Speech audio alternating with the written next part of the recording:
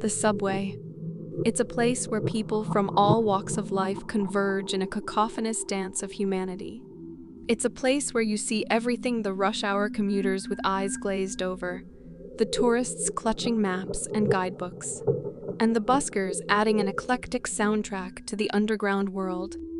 But one evening, I experienced something in the subway that transcended the ordinary. It was a disturbing encounter that still sends chills down my spine. It was a gloomy November evening when it happened. The sky outside had already surrendered to darkness, and the fluorescent lights of the subway station cast eerie, flickering shadows on the damp walls. I had just finished a late meeting at work, and my mind was a whirlwind of stress and exhaustion. All I wanted was to get home, wrap myself in a warm blanket, and forget about the world for a while.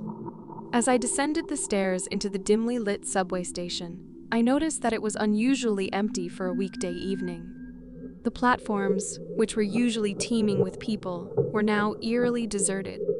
I could hear the distant rumble of an approaching train, and the sound echoed through the empty tunnel, creating an unsettling symphony.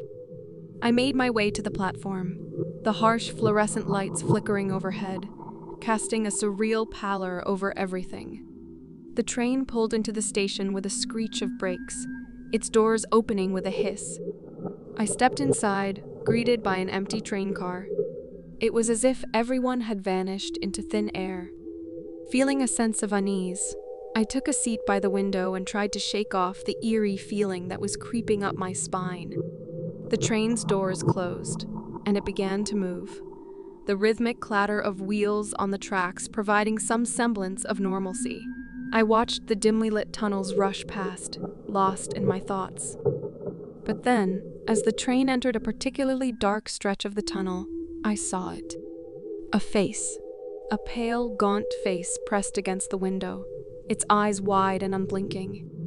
It was so close that I could see every detail: the matted hair, the cracked lips, and the hollow cheeks.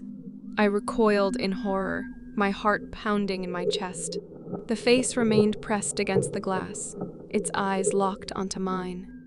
I could see no body attached to it, just this disembodied face, a grotesque mask of terror. I blinked, convinced it was a trick of the light, a reflection from inside the train.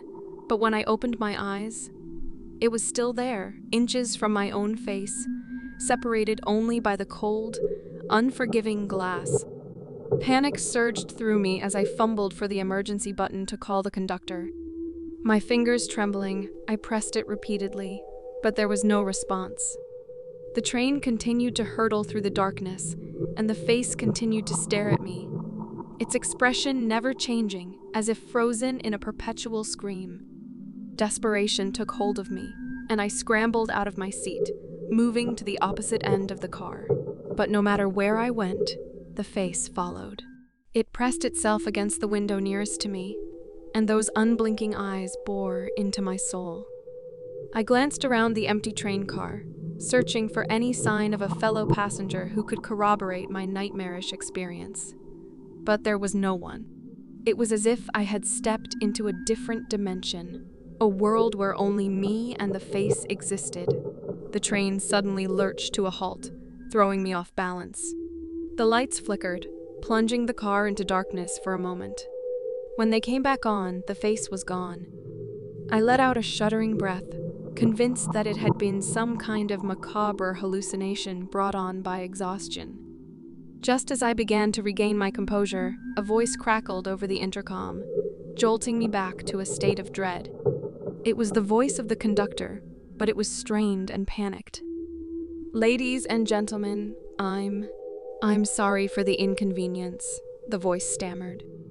"There seems to be a problem with the train. We're working to resolve it as quickly as possible. Please remain calm and stay in your seats." My heart sank. I glanced out the window, but all I could see was darkness, an inky abyss that seemed to stretch on forever. The train had come to a complete stop, and an eerie silence settled over the car. Time passed in agonizing slowness.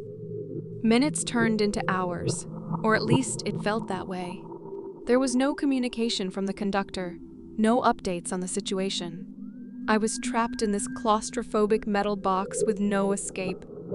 As the minutes stretched into what felt like an eternity, I began to hear it, a faint, echoing sound that sent shivers down my spine. It was a distant, mournful wail, like the cry of a tormented soul.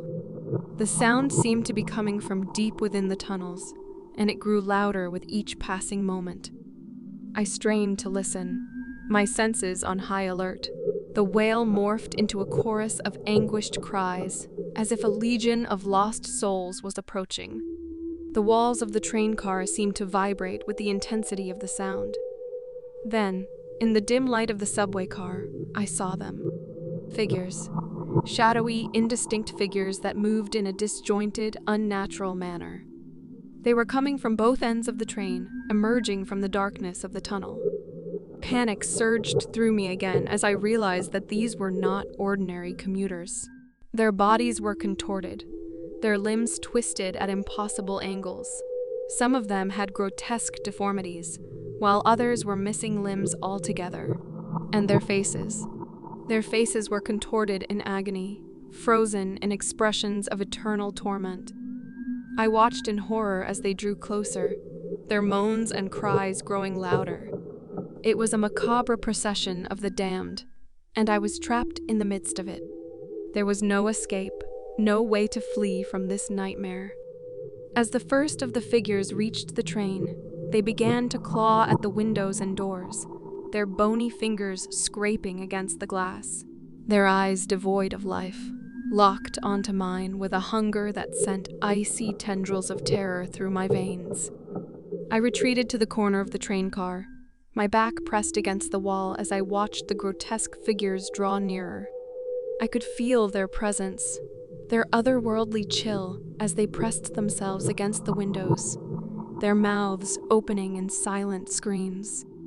And then, just when it seemed like I couldn't bear the horror any longer, the train jolted back to life. The lights flickered, and the figures outside were suddenly gone, as if they had never existed. The train began to move, slowly at first, then picking up speed as it left the nightmarish scene behind. I sat there, trembling and drenched in cold sweat, as the train carried me away from that dreadful place. The subway car was once again empty, and the fluorescent lights cast their harsh glow on the sterile interior. When I finally emerged from the subway station and stepped out into the cool night air, I couldn't shake the feeling that I had glimpsed something beyond the realm of the living. I had encountered a darkness, a malevolence that defied explanation. To this day, I can't ride the subway without the memory of that night haunting me. I've tried to convince myself that it was all a hallucination, a product of exhaustion and stress. But deep down, I know the truth. There are things that exist in the shadows, things that defy rationality and lurk in the darkest corners of our world, waiting for a chance to reveal themselves to those unfortunate enough to cross their path. And as I look at the empty subway car, I can't help but wonder if one day they'll return, those tormented souls from the depths of the tunnel, seeking to draw me back into their nightmarish realm.